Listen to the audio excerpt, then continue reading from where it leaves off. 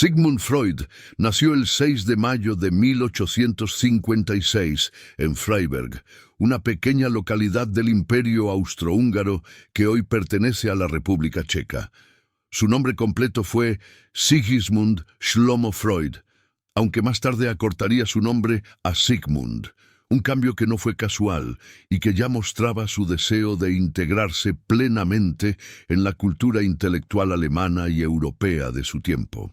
Nació en el seno de una familia judía de clase media-baja, marcada desde el inicio por una estructura familiar poco convencional que influiría profundamente en su manera de pensar la mente humana. Su padre, Jakob Freud, era un comerciante de lana, un hombre mucho mayor que su madre, Amalia Nathanson. Jakob tenía 40 años cuando Sigmund nació, mientras que Amalia tenía apenas 20. Antes de casarse con Amalia, Jakob había tenido otro matrimonio, del cual nacieron 2 hijos, Emanuel y Philip, que eran lo suficientemente mayores como para parecer casi figuras paternas para el pequeño Freud. Esta convivencia entre generaciones superpuestas, donde el padre era viejo, la madre joven y los medio hermanos adultos, creó un entorno familiar ambiguo, cargado de tensiones simbólicas que más tarde Freud reinterpretaría desde su propia teoría del deseo, la autoridad y la rivalidad. Amalia Freud tuvo una relación particularmente intensa con su hijo Sigmund. Lo consideraba especial desde el principio y no ocultaba su preferencia por él frente a otros hijos que nacerían después. Freud recordaría más tarde esta relación como profundamente influyente. Fue un niño consciente de ser amado de forma privilegiada, pero también expuesto a una presión silenciosa por estar a la altura de las expectativas maternas. Esta mezcla de amor, idealización y exigencia sería uno de los moldes psicológicos que luego Freud generalizaría en sus teorías sobre la infancia. Cuando Sigmund tenía alrededor de 3 años, la familia se vio obligada a abandonar Freiberg debido a dificultades económicas. Primero se trasladaron a Leipzig y poco después se establecieron definitivamente en Viena, ciudad que se convertiría en el centro intelectual y emocional de la vida de Freud durante décadas. Viena era entonces una capital cultural vibrante, pero también un espacio atravesado por el antisemitismo, algo que Freud experimentaría de manera constante y que contribuiría a su carácter combativo, crítico y profundamente desconfiado de las instituciones establecidas. Desde niño, Freud mostró una inteligencia excepcional. Aprendió a leer muy temprano y destacó en la escuela por su memoria, su capacidad de análisis y su disciplina. En casa se le concedieron privilegios poco comunes. Tenía su propia habitación y una lámpara para estudiar, mientras que sus hermanos debían conformarse con espacios compartidos. Esto no solo reforzó su sentido de singularidad, sino que también lo aisló, fomentando una vida interior intensa, reflexiva y solitaria. Freud desarrolló desde joven un amor profundo por la literatura clásica.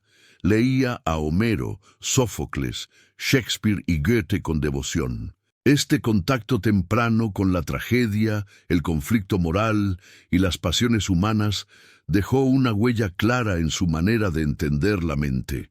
Para Freud, el ser humano no era una criatura racional y ordenada, sino un campo de fuerzas contradictorias, deseos ocultos y conflictos no resueltos, muy similar a los personajes trágicos de la literatura antigua. En el ámbito religioso, aunque provenía de una familia judía, Freud no fue educado de forma estrictamente religiosa. Su padre tenía una relación ambivalente con la fe, y Freud desarrolló pronto una postura crítica hacia la religión organizada. Desde joven comenzó a verla más como una construcción cultural y psicológica que como una verdad revelada.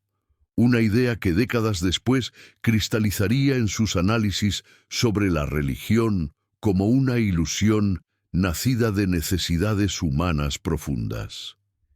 En 1873, Freud ingresó a la Universidad de Viena para estudiar medicina. No lo hizo por vocación médica en el sentido clásico, sino porque veía en la medicina una vía legítima para acceder al estudio científico del ser humano. En particular, le interesaba comprender cómo funcionaba el cuerpo y, sobre todo, el sistema nervioso. En esos años, Freud no tenía todavía ningún interés explícito en la psicología clínica. Su ambición inicial era convertirse en investigador, no en médico de consulta.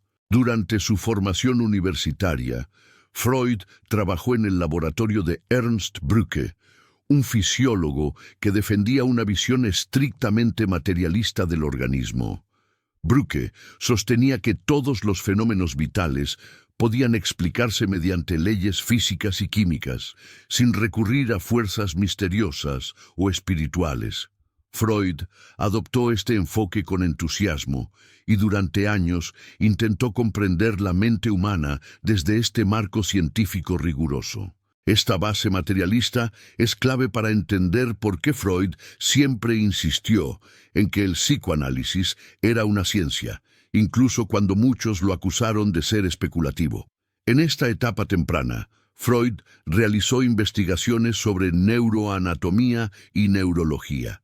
Estudió las células nerviosas, el desarrollo del sistema nervioso en animales y publicó trabajos técnicos que le valieron reconocimiento académico. Uno de los aspectos menos conocidos de esta época es que Freud pasó años diseccionando anguilas para intentar localizar sus órganos reproductores, una tarea frustrante que nunca llegó a una conclusión clara, pero que él mismo recordaría con ironía como una lección temprana sobre los límites del conocimiento científico. A finales de sus estudios, Freud comenzó a experimentar con la cocaína, una sustancia que en ese momento era legal y considerada prometedora en el ámbito médico.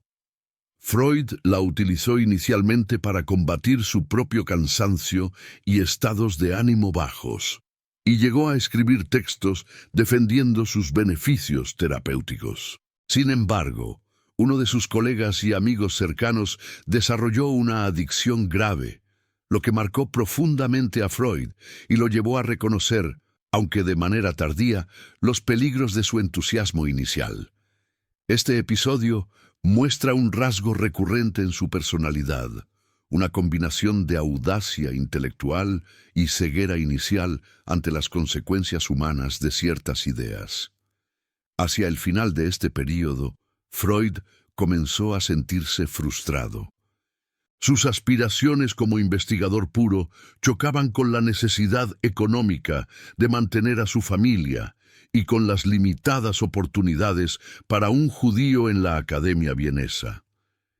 Esta tensión entre ideal intelectual y realidad material lo empujaría lentamente hacia un camino inesperado, la práctica clínica y, con ella, el encuentro con el sufrimiento psíquico de los pacientes. El giro decisivo en la vida de Sigmund Freud ocurrió cuando abandonó progresivamente la investigación puramente neurológica y se orientó hacia la práctica clínica. Este cambio no fue inmediato ni cómodo. Freud aceptó trabajar como médico para poder sostenerse económicamente y, sobre todo, para casarse con Martha Bernays, con quien mantuvo un largo compromiso marcado por la distancia, la inseguridad financiera y una intensa correspondencia donde ya se percibe su carácter analítico, posesivo y profundamente introspectivo. En 1885, Freud obtuvo una beca para estudiar en París con Jean-Martin Charcot, uno de los neurólogos más prestigiosos de Europa. Charcot trabajaba con pacientes diagnosticados con histeria, una condición que en ese tiempo se atribuía casi exclusivamente a causas orgánicas o incluso a simulación. Freud quedó profundamente impactado al observar que muchos síntomas físicos, como parálisis o convulsiones, no tenían una causa neurológica detectable, pero podían ser provocados o aliviados mediante la hipnosis. Este descubrimiento sacudió su formación materialista y abrió una grieta en su manera de comprender la relación entre mente y cuerpo. De regreso a Viena, Freud comenzó a colaborar con el médico Joseph Breuer. Juntos estudiaron el caso de Berta Pappenheim, conocida como Ana O., una paciente que presentaba síntomas extraños como pérdidas del habla, alucinaciones y parálisis temporales. Breuer descubrió que cuando Ana hablaba libremente sobre experiencias emocionales reprimidas, sus síntomas disminuían. Ella misma llamó a este proceso la cura por la palabra. Freud comprendió que el lenguaje no solo describía la mente, sino que podía transformarla. A partir de esta experiencia, Freud empezó a formular la idea de que muchos trastornos psicológicos no provenían de lesiones cerebrales, sino de conflictos internos inconscientes. Estos conflictos, especialmente aquellos ligados a experiencias emocionales intensas y no expresadas, quedaban reprimidos y reaparecían de forma disfrazada como síntomas físicos o psíquicos. Esta intuición marcaría el nacimiento del psicoanálisis. En 1895, Freud y Breuer publicaron Estudios sobre la histeria. Aunque el libro fue recibido con escepticismo, sentó las bases de una nueva forma de entender la enfermedad mental. Sin embargo, la relación entre ambos se deterioró rápidamente. Breuer se negó a aceptar la creciente convicción de Freud de que la sexualidad tenía un papel central en los conflictos psíquicos. Freud, aislado pero convencido, decidió continuar solo. Durante estos años, Freud desarrolló una técnica fundamental, la asociación libre. En lugar de hipnotizar a sus pacientes, les pedía que dijeran todo lo que pasara por su mente sin censura. Descubrió que lapsus, recuerdos aparentemente triviales y pensamientos incómodos revelaban la lógica oculta del inconsciente. Al mismo tiempo, Freud comenzó a analizar sus propios sueños, recuerdos de infancia y emociones, utilizando su propia mente como campo de experimentación. Este período fue intelectualmente fértil, pero personalmente solitario. Freud se encontró cada vez más marginado por la comunidad médica vienesa, que veía sus ideas como provocadoras y carentes de base científica. Sin embargo, lejos de retroceder, esta oposición reforzó su determinación y consolidó su identidad como un pensador dispuesto a ir contra la corriente. A comienzos del siglo XX, Sigmund Freud ya había trazado las líneas fundamentales de lo que pronto llamaría psicoanálisis. Este periodo marca la construcción sistemática de su doctrina y el momento en que sus ideas, aunque polémicas, comienzan a adquirir coherencia interna y un alcance mucho más amplio que la simple práctica clínica. Freud estaba convencido de que había descubierto leyes generales del funcionamiento de la mente humana, válidas para todos los individuos. Uno de sus aportes centrales fue la formulación del inconsciente.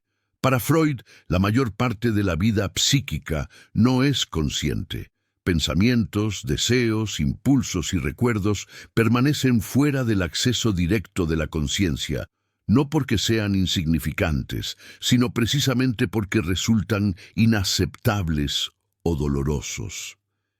Estos contenidos reprimidos no desaparecen, sino que influyen constantemente en la conducta, en los sueños, en los errores del lenguaje y en los síntomas psicológicos. Freud explicó que la represión es un mecanismo mediante el cual la mente mantiene alejados ciertos deseos o recuerdos que generan conflicto. Sin embargo, esta represión tiene un costo. La energía psíquica asociada a esos contenidos busca otras vías de expresión. Así surgen los síntomas neuróticos, que no son fallos sin sentido, sino compromisos entre lo que la mente desea y lo que la conciencia permite. En este contexto, Freud desarrolló su teoría de los sueños, que consideró la vía regia hacia el inconsciente. Sostuvo que los sueños son realizaciones disfrazadas de deseos reprimidos. Para explicar su funcionamiento, distinguió entre el contenido manifiesto, es decir, lo que el soñante recuerda, y el contenido latente, que es el significado oculto del sueño. Mediante mecanismos como la condensación y el desplazamiento, el deseo inconsciente se transforma para evitar la censura de la conciencia. Otro pilar fundamental de su doctrina fue la sexualidad. Freud rompió con la idea dominante de que la sexualidad comienza en la adultez. Propuso que la vida psíquica está atravesada por impulsos sexuales desde la infancia. Estos impulsos no deben entenderse de manera vulgar, sino como energía de búsqueda de placer y satisfacción. Introdujo así el concepto de libido, una energía psíquica que se manifiesta de distintas formas a lo largo del desarrollo humano. Freud describió varias etapas del desarrollo psicosexual, cada una caracterizada por una zona corporal dominante y por conflictos específicos. Según él, fijaciones o frustraciones en estas etapas podían dejar marcas duraderas en la personalidad adulta. Esta visión fue una de las más criticadas, pero también una de las más influyentes, ya que ofrecía una explicación estructurada del origen temprano de muchos conflictos psicológicos. En el centro de esta teoría aparece el complejo de Edipo. Freud sostuvo que en la infancia el niño experimenta deseos inconscientes hacia el progenitor del sexo opuesto y sentimientos de rivalidad hacia el del mismo sexo.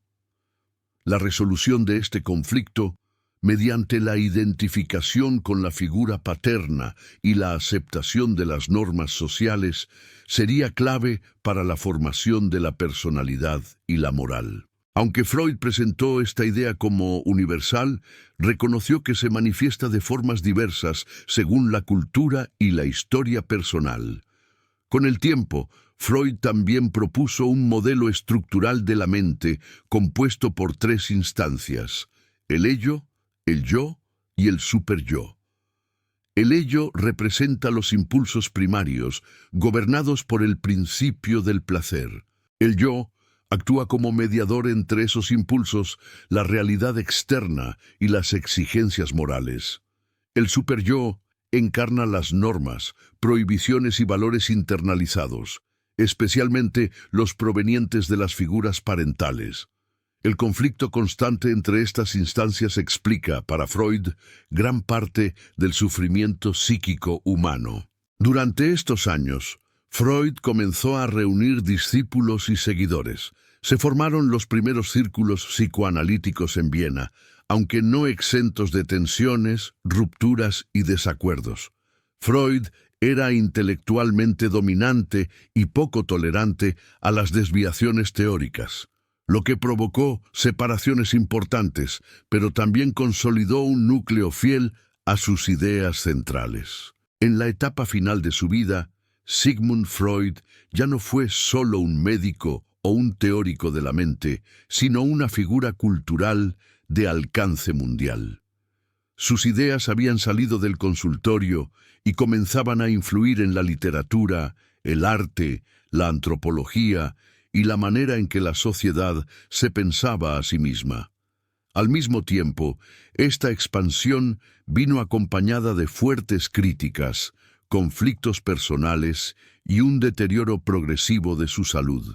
A partir de la segunda década del siglo XX, Freud amplió su mirada más allá de la neurosis individual y comenzó a reflexionar sobre la cultura, la moral y la civilización. En estos escritos sostuvo que la vida en sociedad exige la renuncia a muchos impulsos fundamentales, especialmente los agresivos y sexuales. Esta renuncia, necesaria para la convivencia, genera un malestar inevitable. Para Freud, el sufrimiento humano no es un accidente, sino el precio mismo de la cultura. La felicidad plena en este marco no es un estado alcanzable de forma permanente. Introdujo también la idea de la pulsión de muerte, una de sus propuestas más polémicas. Freud observó que los seres humanos tienden a repetir experiencias dolorosas, a sabotearse y a regresar a estados de conflicto. Interpretó esta tendencia como la expresión de una fuerza psíquica orientada hacia la destrucción y el retorno a un estado inorgánico, en tensión constante con las pulsiones de vida. Esta teoría profundizó su visión trágica de la naturaleza humana. En el plano personal, Freud enfrentó una enfermedad devastadora. En 1923 fue diagnosticado con cáncer de mandíbula, consecuencia de su adicción al tabaco, en especial a los cigarros que fumaba de manera constante. A lo largo de 16 años, se sometió a más de 30 intervenciones quirúrgicas dolorosas. A pesar del sufrimiento físico, continuó escribiendo, atendiendo pacientes y revisando su obra con una disciplina inquebrantable. La situación política de Europa agravó sus últimos años. Con el ascenso del nazismo, el antisemitismo se convirtió en una amenaza directa. En 1938, tras la anexión de Austria por la Alemania nazi, la casa de Freud fue registrada y varios de sus libros fueron quemados públicamente. 4 de sus hermanas morirían más tarde en campos de concentración, un hecho que Freud no llegó a conocer en detalle, pero que marcó profundamente el destino de su familia. Gracias a la intervención de amigos influyentes y de la comunidad psicoanalítica internacional, Freud logró exiliarse en Londres junto a parte de su familia. Ya gravemente enfermo, pasó allí su último año de vida. En Inglaterra, lejos de Viena, mantuvo su lucidez intelectual, aunque su cuerpo estaba profundamente debilitado. En septiembre de 1939, consciente de que su sufrimiento era irreversible, Freud pidió a su médico que cumpliera una promesa: no prolongar inútilmente su agonía. Murió el 23 de septiembre, tras recibir una dosis controlada de morfina. Su muerte fue serena, coherente con su postura racional frente a la vida y el dolor. El legado de Sigmund Freud es complejo y contradictorio. Muchas de sus teorías han sido revisadas, criticadas o superadas, pero su impacto es indiscutible. Cambió para siempre la manera de entender la mente humana, introdujo la idea de que no somos dueños absolutos de nuestros pensamientos y colocó al inconsciente en el centro de la experiencia humana. Freud no ofreció consuelo fácil ni promesas de armonía, sino una mirada directa y, a menudo, incómoda sobre lo que significa ser humano. Si este recorrido por la vida y el pensamiento de Sigmund Freud te ayudó a comprender mejor la mente humana y sus conflictos más profundos, te invitamos a suscribirte al canal Read, Look, Aprende, donde encontrarás más biografías, filosofía e historia explicadas con profundidad y claridad. También puedes seguirnos en TikTok y Facebook, buscándonos directamente como Read, Look, Aprende, donde compartimos fragmentos, reflexiones y contenido exclusivo. Y si deseas dejarnos un comentario más extenso, una sugerencia o comunicarte con nosotros, encontrarás nuestro correo electrónico en la descripción del video. Gracias por acompañarnos hasta el final y por seguir aprendiendo con nosotros.